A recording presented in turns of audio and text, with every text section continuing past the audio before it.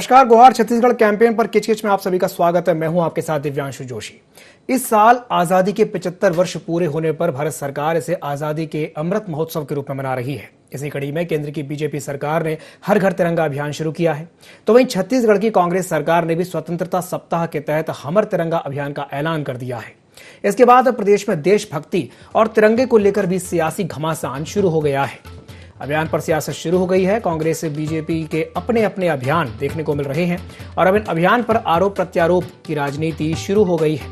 Congress BJP में जोर आजमाइश देखने को मिल रही है। तिरंगे को लेकर के सियासत देखने को मिल रही है। इस साल स्वतंत्रता के 75 वर्ष पूरे होने जा रहे हैं। सरकार इसे आजादी के अमृत महोत्सव के रूप में मना रही है, तो वहीं इसी कड़ी में अब छत्तीसगढ़ की कांग्रेस सरकार ने भी स्वतंत्रता सप्ताह के तहत हमर तिरंगा अभियान का ऐलान कर दिया है। तो इसी को लेकर के आरोप प्रत्यारोप की जो राजनीति है वो अब शुरू हो गई है। आइए आपको सुनवाते हैं कि इस मुद्दे को लेकर के सत्ता पक्ष और विपक्ष ने क्या कुछ कहा।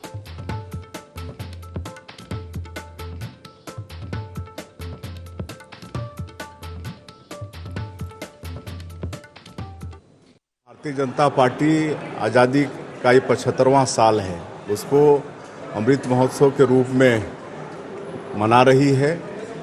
ये सरकारी प्रोग्राम है, हमारी पार्टी उसमें सहयोगी है और 20 करोड़ से ज़्यादा घरों में पूरे देश में हर घर में तिरंगा फहराना चाहते हैं। हमारे आदरणीय प्रधानमंत्री जी की सोच। आज़ादी की लड़ाई में जो भारतीय जनता पार्टी के पूर्वजों ने असहयोग किया था, अब आज़ादी के 75वीं वर्षगांठ के समय भारतीय जनता पार्टी उसको सुधारने की कोशिश में लगी है, अपने पूर्वजों की गलतियों को ढांकने की कोशिश में लगी है। इसीलिए भारतीय जनता पार्टी के द्वारा घर घर तिरंगा अभियान चलाया जा रहा है। पहले तो प्रदेश कांग्रेस कमेटी और माननीय मुख्यमंत्री जी को यह स्पष्ट करना चाहिए, अभियान छत्तीसगढ़ में चल रहा है कि पूरे देश भर में चल रहा है। यदि छत्तीसगढ़ में चला रहे हैं तो सिर्फ और सिर्फ दिखावा है। देश भर में चल रहा होगा तब हम समझेंगे कि कांग्रेस एक्टिव पार्टी है, नहीं तो वो तो छत्तीसगढ़ राजस्थान छोड़ के तो कांग्रेस देश में है नहीं कहीं। स्वतंत्रता दिवस पर आज़ादी के 75 वर्ष पूर्ण हो रहे हैं, तो इसे लेकर के बीजेपी और कांग्रेस ने अपने अपने तरीके से मनाने का ऐलान कर दिया है। सरकार इसे आज़ादी के अमृत महोत्सव के रूप में मना रही है और अब इसी कड़ी में छत्तीसगढ़ की कांग्रेस सरकार ने भी स्वतंत्रता सप्ताह के तहत हमर तिरंगा अभियान का ऐलान कर दिया है, जिसे लेकर के सियासत देखने को मिल रही है। तो आज इसी विषय पर हम चर्चा करने वाले हैं और चर्चा करने के लिए हमारे साथ 3 खास मेहमान जुड़ेंगे। एक एक करके उनसे आपका परिचय करवा देते हैं। हमारे साथ चर्चा में अमित श्रीवास्तव जुड़ेंगे, जो कि कांग्रेस प्रवक्ता हैं। साथ ही साथ हमारे साथ के.एस. चौहान जुड़ेंगे, जो कि बीजेपी प्रवक्ता हैं। साथ ही साथ जुड़ेंगे मधुकर त्रिवेदी, जो कि वरिष्ठ पत्रकार हैं। आज हम इसी विषय पर चर्चा करेंगे। कैंपेन को लेकर के किचकिच देखने को मिल रही है। देशवासियों ने अभियान को सफल बनाने का आग्रह किया है। दोनों ही दल, बीजेपी और कांग्रेस, अपने अपने तरीके से अभियान को सफल बनाने में लगे हुए हैं। छत्तीसगढ़ की कांग्रेस सरकार ने स्वतंत्रता सप्ताह के तहत हमर तिरंगा अभियान का ऐलान कर दिया है। अब इसे लेकर के देशभक्ति और तिरंगे को लेकर सियासी घमासान शुरू हो गया है। देशभक्ति और तिरंगे को लेकर के सियासी घमासान शुरू हो गया है। चर्चा में हमारे साथ 3 खास मेहमान जुड़ेंगे। कांग्रेस का पक्ष रखने के लिए हमारे साथ अमित श्रीवास्तव जी जुड़ेंगे, साथ ही साथ बीजेपी का पक्ष रखने के लिए के.एस. चौहान जी जुड़ेंगे और साथ ही साथ मधुकर त्रिवेदी, जो कि वरिष्ठ पत्रकार हैं। आप तीनों मेहमानों का बहुत बहुत स्वागत है IND24 में। सबसे पहले मैं शुरुआत करना चाहूंगा अमित श्रीवास्तव जी से, जो कि कांग्रेस प्रवक्ता हैं। अमित जी, हमर तिरंगा अभियान को लेकर के बीजेपी का कहना है कि यह सिर्फ दिखावा है, क्या कहेंगे इस पर? वैसे भी अगर आप देखेंगे तो देश की आजादी दिलाने में बीजेपी के नेताओं का कोई योगदान रहा नहीं है, तो वो आजादी के महत्व को समझ भी नहीं पाएंगे, क्योंकि त्याग, तपस्या और बलिदान तो कांग्रेसियों ने किया है, देश के लोगों ने किया है। रही बात अब तिरंगा पे जिस प्रकार से वो राजनीति कर रहे हैं, मैं आपको बता दूं कि देश की 75वीं आजादी की जो जयंती मनाई जा रही है जी। भारत, हमारी तिरंगा हमारी आन बान शान है और हमारे प्राण है, और हम निश्चित तौर पे भारत के 135 करोड़ जनता अपने तिरंगे से उतना ही प्यार करती है जितना वो देश से प्यार करती है। लेकिन जिस प्रकार से मुझे ऐसा लगता है कि अपने राजनीतिक उद्देश्यों की पूर्ति के लिए अगर किसी चीज का मिसयूज हम करें, तो मुझे लगता है कि वो मेरी नजर में गलत है। लेकिन फिर भी हमारे देश की लोगों को जज्बा के लिए मैं सलाम करता हूं, और मैंने जैसा कहा आपसे दिव्यांशु जी कि हम सब के हमारी आन बान शान और हमारी प्राण हमारे देश का तिरंगा को हम मानते हैं। और जब जीत का भी उत्सव होता है तो आप देखेंगे, चाहे कोई टीम जीते या कोई बच्चा कहीं पर विनर होता है, वो तिरंगे को लेके, और जिस प्रकार से आज खेल में भी अगर आप देखेंगे कि कोई मेडल जीतता है तो तिरंगा ओढ़ना अपनी शान समझता है। इसलिए हमने कहा कि हमारी जो तिरंगा है वो हमारी आन बान और शान और हमारी प्राण है, लेकिन उस पर राजनीति नहीं होनी चाहिए। ये बिल्कुल एक स्पष्ट शब्दों में मैं भाजपा के सम्मानित प्रवक्ता के माध्यम से भी भाजपा को कहना चाहता हूँ। जी चलिए मैं प्रतिक्रिया ले लेता हूँ। हमारे साथ के एस चौहान साहब जुड़े हुए हैं। चौहान साहब, आपने अभी बात सुनी अमित श्रीवास्तव जी की, और वो तो सीधे तौर पर ये कह रहे हैं कि आज़ादी में तो कोई योगदान ही नहीं है बीजेपी का, और वो उनका ये भी कहना है कि ये सिर्फ सियासत के लिए इस तरह की बातें हो रही हैं। क्या कहेंगे इस पर? इनका ये मानना है कि सिर्फ और सिर्फ कांग्रेस पार्टी ने आजादी दिलाई है जी। क्या ऐसा सत्य है? और इतिहास जब बनाया गया था, जो पाठ्य पुस्तिका बनाई गई थी, उसमें भी यही दर्शाया गया है कि कांग्रेस का सबसे बड़ा रोल है। तो शहीद भगत सिंह तो कांग्रेस में नहीं थे क्या? जी। चंद्रशेखर आजाद तो कांग्रेस में नहीं थे क्या? तो उनका कोई रोल नहीं था। या अरविंदो घोष जो थे वो तो कांग्रेस में नहीं थे, तो क्या उनका रोल नहीं था? तो ये कांग्रेस पार्टी का जो मतलब बोला जाए कि कांग्रेस पार्टी ने ही दिलाया, और कांग्रेस पार्टी तो गांधी जी ये चाहते थे कि ये वाली कांग्रेस पार्टी जो है वो आपकी कब की खत्म हो चुकी है, और आप ये चाहते थे कि कांग्रेस पार्टी सिर्फ आजादी दिला के खत्म हो जाए। खैर वो आपकी पार्टी है, आप अंदर वो उसकी मलाई खाना चाहते थे, आप सत्ता में आना चाहते थे, वो बात अलग है। आप सत्ता में आइए, कोई भी पार्टी वही सत्ता में आनी चाहिए जो देश को आगे बढ़ा सके, जी, जो देश को सर्वोपरि कर सके, जो देश की अखंडता अस्मिता से न्याय कर सके, जो देश को सर्वोच्च स्थान पे पहुंचा सके, तब झंडा फहराने का वो ये मायने है। और ये भारतीय जनता पार्टी सिर्फ झंडा फहराने को एक प्रक्रिया या एक कार्यक्रम नहीं समझती है।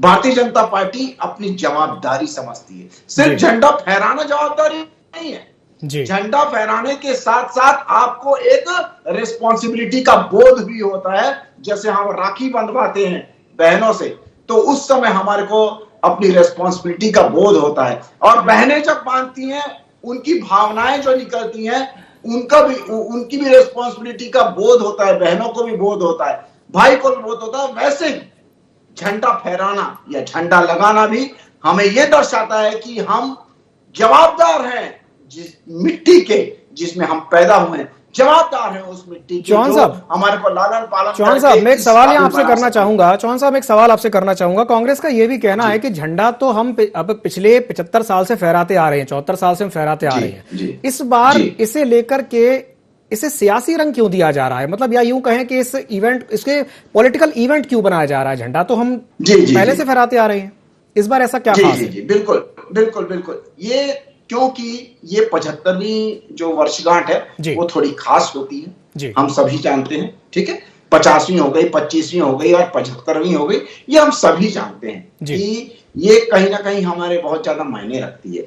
और ये 2 साल 3 साल पहले ही मोदी जी ने घोषणा कर दी थी कि ये वाला जो कार्यक्रम है, ये वाला जो 75वीं वर्षगांठ है, हम कुछ स्पेशल ढंग से मनाएंगे और उस समय तक भारत हमारा बहुत अच्छी स्थिति में होगा। तो वो आज जो विकास का स्तर है हमारा बहुत अच्छा है। आज हमारी जो विश्व में जो स्टेज है, जो एक गरिमा हमने प्राप्त की है, वो एक अलग ढंग से प्राप्त की है। और भारतीय जनता पार्टी एक अभियान के लिए ये सब चीजें कर रही है।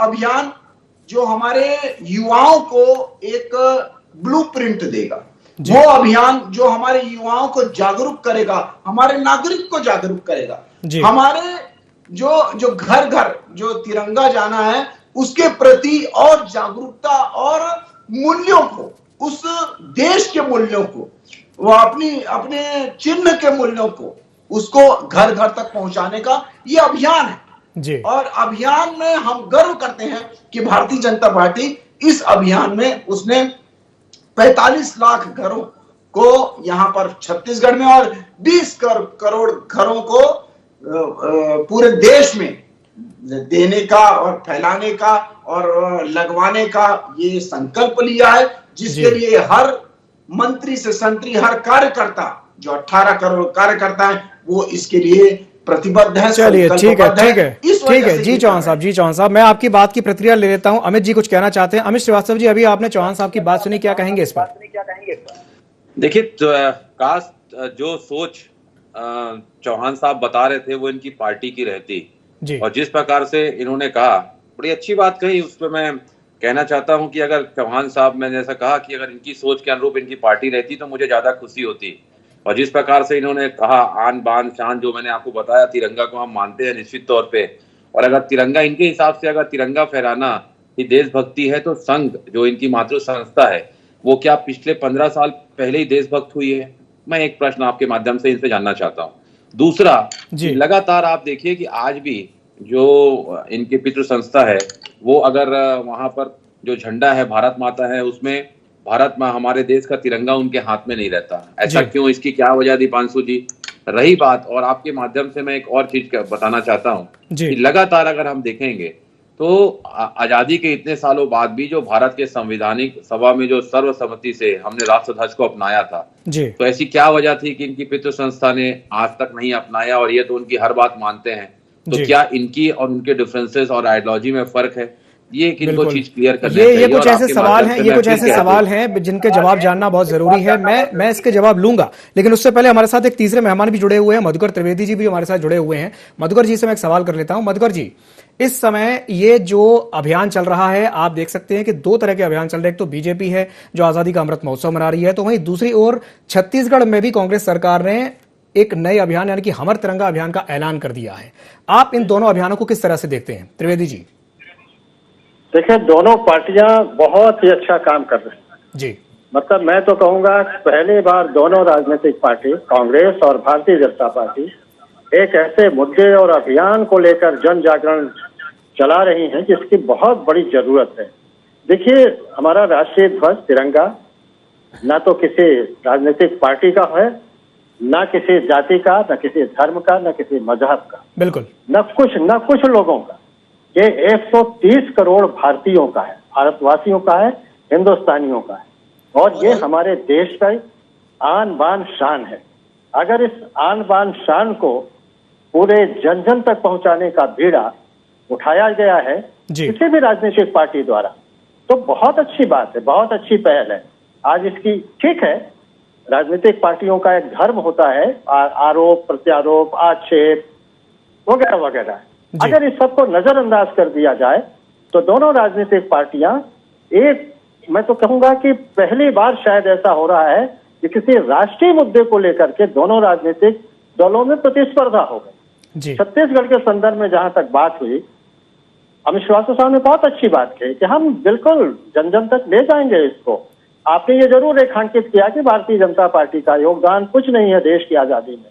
मुझे लगता है अमित जी, ये आपका राजनीतिक नजरिया है, आप कांग्रेस पार्टी के प्रवक्ता हैं, स्वाभाविक रूप से आप ऐसी बात करेंगे। भारतीय जनता पार्टी को भी अपने कहने के लिए बहुत कुछ है इसमें, लेकिन राजनीति को अगर, जैसा मैंने कहा, अगर नजरअंदाज कर दिया जाए, अलग कर दिया जाए, तो साहब ये छत्तीसगढ़ के लिए ही, सिर्फ छत्तीसगढ़ के लिए गौरव की बात नहीं है, पूरे देश के लिए गौरव की बात है। और अगर इसको आप अगर राजनीति से हट के देखें तो केंद्र सरकार ने जो पहल की है, और जैसा कहा कि 30 करोड़ भारतवासियों के घर में तिरंगा लहराने का एक प्लान बनाया गया है, बहुत अच्छी बात है सर।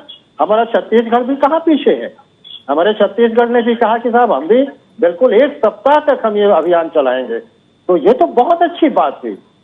मुझे लगता है ये एक ऐसा अभियान होगा जो राष्ट्रीय जन जागरण का अभियान होगा, राष्ट्र प्रेम, राष्ट्रभक्ति, राष्ट्रीयता को जगाने का अभियान होगा। बिल्कुल मधुकर जी, ये राष्ट्रीय भावना को श्रेय किसी को मिले, श्रेय लेने के लिए बहुत सारी चेष्टाएं होती हैं, होनी भी चाहिए, वो आवश्यक है, लेकिन बोलू आप क्या है, उद्देश्य क्या है?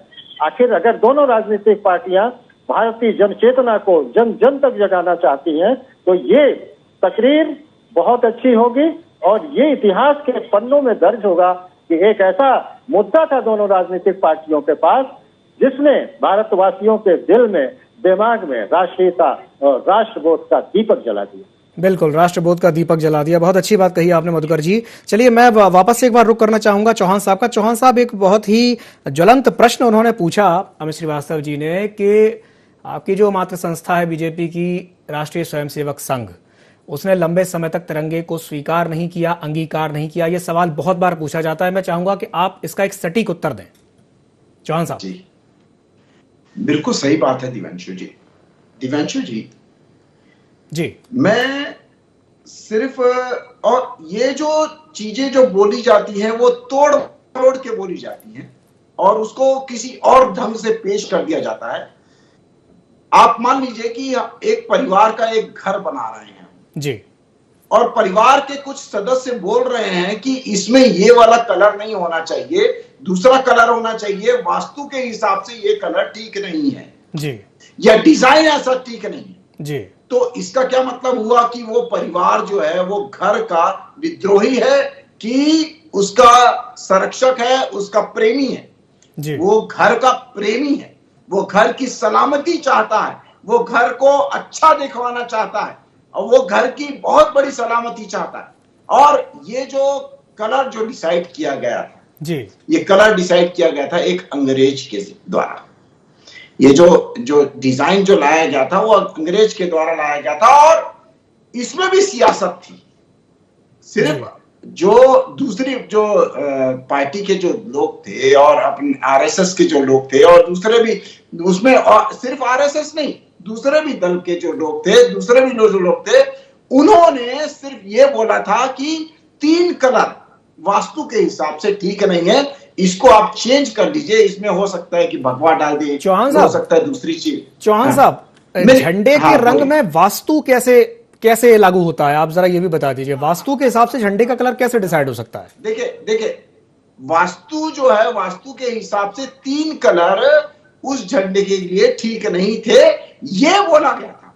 वो मैं ये नहीं जानता हूं, मैं कोई वास्तु विशेषज्ञ नहीं हूं। जो मेरी स्टडी है मैं उसके हिसाब से ऐसा क्यों हुआ, तो ये इसलिए हुआ कि वो देश से प्रेम करते हैं, देश की समृद्धि चाहते हैं, इस वजह से वो ये सिर्फ डिजाइन का वो विरोध कर रहे थे। और डिजाइन को विरोध ये करना चाहते, ये विरोध क्यों नहीं करवाना चाहते थे, यही डिजाइन रखवाना चाहते थे। क्यों? क्योंकि कांग्रेस का झंडा इससे सिमिलर था। इस वजह से ये कांग्रेस पार्टी जो थी, जो उस समय सर्वोपरि थी, वो ये चाहती थी कि कांग्रेस पार्टी ही डिसाइड करती, बट नेचुरल, और उसको एक्सेप्ट भी किया गया। लेकिन वो कांग्रेस पार्टी के पीछे जो इंटेंशन था वही चीजें रखने का, सिर्फ अपना हाथ का छाप हटा के वो अशोक का चक्र लगाने का और सिमिलर दिखलाने का कि ये देश की पार्टी है जी, ये दिखाने का इनका इंटेंशन था। उसके लिए ये झंडा जो है वो लाया गया। लेकिन इसका मतलब ये नहीं है जी। चौहान साहब, मैं एक सवाल आपसे और पूछना चाहूंगा। आज तक बहुत सारे अनगिनत स्वतंत्रता सेनानी हुए, अनगिनत लोग हुए, अनगिनत लोगों ने जाने दी अपने राष्ट्र के लिए, अपने सरहद में। लेकिन उन्होंने, ऐसा तो नहीं है कि हर घर में उन्होंने अपने झंडा लगाया। ऐसा नहीं है कि जो झंडा लगाएगा वही राष्ट्र का प्रेमी कहलाएगा। और दूसरी बात यह है कि हमारा संविधान इस बात की इजाजत देता है कि आप अपना झंडा कोई भी दल का हो या किसी भी चीज का हो, परिवार का हो या अपना ही तो ना हो, अपना झंडा आप लगा सकते हैं। बिल्कुल, संविधान आपको इसकी आज्ञा देता है। राष्ट्र का विद्रोही झंडा, राष्ट्र के हित में ना हो जो झंडा, वो नहीं लगा सकते। बिल्कुल, वो जरूर लगा सकते जी। तो ये इसका आंसर है। ये आरएसएस की देश प्रेम कहलाता है, देशद्रोह कहलाता है। चौहान साहब, एक सवाल मैं आपसे और करना चाहूंगा। आपने एक बात कही कि 3 रंगों वाला झंडा वास्तु के हिसाब से उस समय सही नहीं माना गया था, लेकिन दुनिया में ऐसे कई देश हैं जिनके झंडों में 3 रंग हैं।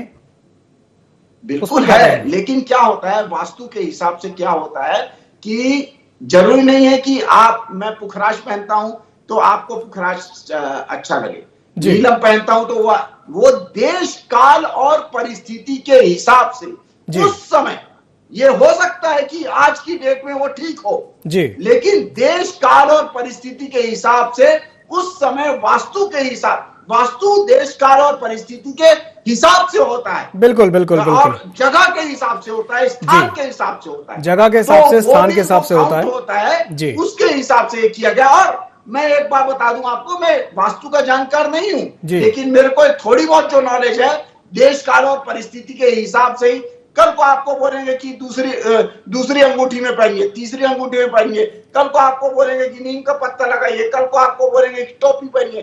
तो देश काल और परिस्थिति के हिसाब से आप क्या काम कर रहे हैं, आप कहाँ रह रहे हैं, आपका समय कैसा चल रहा है, उसके हिसाब से जी। तो वो चलिए जी जी, बिल्कुल बिल्कुल चौहान साहब, हिसाब से जो हो सकता था देश काल और परिस्थिति के हिसाब से उस समय जो हो सकता था वो किया गया, आप ये कहना चाहते हैं। चलिए मैं आपकी बात की प्रतिक्रिया ले लेता हूं। हमारे साथ अमित श्रीवास्तव जी भी जुड़े हुए हैं। अमित जी, आपने अभी के एस चौहान साहब की बात सुनी, उनका इशारा वास्तु की तरफ है कि देश काल और परिस्थिति के हिसाब से उस समय ऐसा था इसलिए ऐसा निर्धारित किया गया, क्या कहेंगे इस पर? देखिए, मेरे को तो इनकी सोच पे तरस आता है। पहली चीज, जिस प्रकार इन्होंने कहा कि ये झंडा इसलिए बनाया गया था कि वो कांग्रेस पार्टी का झंडा था। सबसे पहले मैं बता दूं कि 135 करोड़ देशवासियों के गर्व का विषय है हमारा तिरंगा, और मैं आपके माध्यम से बता दूं कि ये इनकी सोच आज नहीं है। देखिए जीवांशु जी, जिस प्रकार से 22 जुलाई 1947 को भारत की संविधान सभा ने सर्वसम्मति से तिरंगे राष्ट्रीय ध्वज को अपनाया था, ठीक है, और जिस प्रकार से एक एक कलर, ये सिर्फ कलर नहीं है, अगर आप कलर देखेंगे तो ऑरेंज कलर त्याग तपस्या बलिदान का है, व्हाइट हमारे शांति का है, और ग्रीन जिस प्रकार से आप है उसी प्रकार से ये अगर कह रहे थे कि 3 कलर, तो शायद ये अशोक चक्र का कलर हमारे सम्मानित भाजपा के प्रवक्ता भूल गए थे, उसमें ब्लू कलर यूज होता है जी। तो रही इनकी वास्तु थ्योरी, तो मुझे लगता है पूरी तरीके से मैं उसे डिनाई नहीं करना चाहता, क्योंकि सम्मानित भाजपा के प्रवक्ता मेरे मित्र भी हैं।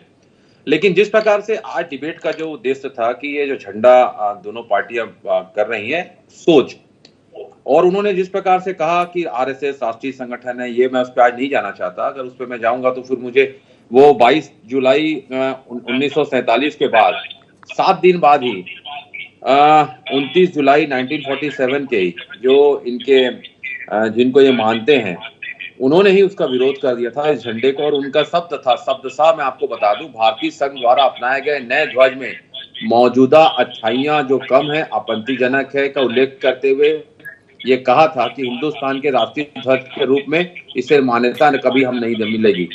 और उसके बाद जिस प्रकार से 50 से लेकर 2002 तक अगर आरएसएस ने वो झंडा नहीं फैलाया और भाजपा उनके साथ रही, तो ये दर्शाता है कि दोनों की मना स्थिति लगभग एक ही थी। रही बात अब बहुत ही सम्मानित हमारे बड़े भाई राजनीतिक विश्लेषक द्विवेदी, जिस प्रकार से द्विवेदी भैया ने कहा, ये वाकई एक उत्सव की तरह जो 75वां वर्ष है, सब पार्टियां जिस प्रकार से मना रही हैं, तो हमें, मैंने जैसा कहा आपको, मैं फर्स्ट टाइम जैसी हमारी डिबेट हुई, मैंने कहा ये राष्ट्रीय ध्वज हमारी आन बान शान और हमारी प्राण है ये तिरंगा, और सब हम मिलके जो मना रहे हैं, लेकिन इसका विरोध अपने राजनीतिक उद्देश्य की पूर्ति के लिए इसका वो मत हो। मैं मेरा एक ही कहना है दिव्यांशु जी कि हम इसका मान सम्मान जो करें वो दिल से करते हैं, लेकिन अगर कोई भी व्यक्ति इसका राजनीतिक अपनी पूर्ति के लिए इसका दुरुपयोग ना करे, बस आपके चैनल के माध्यम से मेरी इतनी विनती है। जी जी बिल्कुल। चलिए हमारे साथ मधुकर त्रिवेदी जी भी जुड़े हुए हैं, मैं मधुकर जी से एक प्रतिक्रिया ले लेता हूं। मधुकर जी, अभी आपने अमित जी की बात सुनी और उन्होंने एक तरफ इशारा ये भी किया है कि राष्ट्रीय भावना का राजनीतिकरण नहीं होना चाहिए। कहीं ना कहीं जिस तरीके से ये जो अभियान चल रहा है, इसे ये भी कहा जा रहा है कि इसे पॉलिटिकल इवेंट की तरह से प्रस्तुत किया जा रहा है, क्या कहेंगे इस पर? देखिए, ऐसा नहीं हो तो बहुत अच्छा है जी, क्योंकि हर राजनीतिक पार्टी का अपना झंडा होता है, अपना निशान होता है, अपनी विचारधारा होती है, लेकिन तिरंगा हमारी राष्ट्रीय विचारधारा है। तिरंगे को हम राजनीतिक कटुता और विद्वेष में न लपेटें, बल्कि तिरंगे का उपयोग हम समाज में विद्वेष को, घृणा को, नफरत को दूर करने के लिए करें। और मुझे लगता है कि कांग्रेस पार्टी का भी यही उद्देश्य है। आज से नहीं, आजादी के पहले से तिरंगे की जो शान थी वो तो साफ दिखी थी आजादी के उस दौर में भी। उसके बाद आज तक 75 वर्ष हो गया। हमारे लिए बहुत गौरवशाली क्षण है कि हम आज आजादी का 75वां वर्ष अमृत महोत्सव मना रहे हैं। कोई भी राजनीतिक पार्टी इस अमृत महोत्सव से असहमत नहीं हो सकती, और चर्चा सबकी हिस्सेदारी हो रही है। इसलिए, और आज की डिबेट IND24 ने बहुत अच्छे मुद्दे पर रखी और दोनों राजनीतिक दलों को दोनों प्रवक्ता बहुत ही जिज्ञासु हैं और बड़े प्रबुद्ध हैं। दोनों ने बड़ी अच्छी बात कही।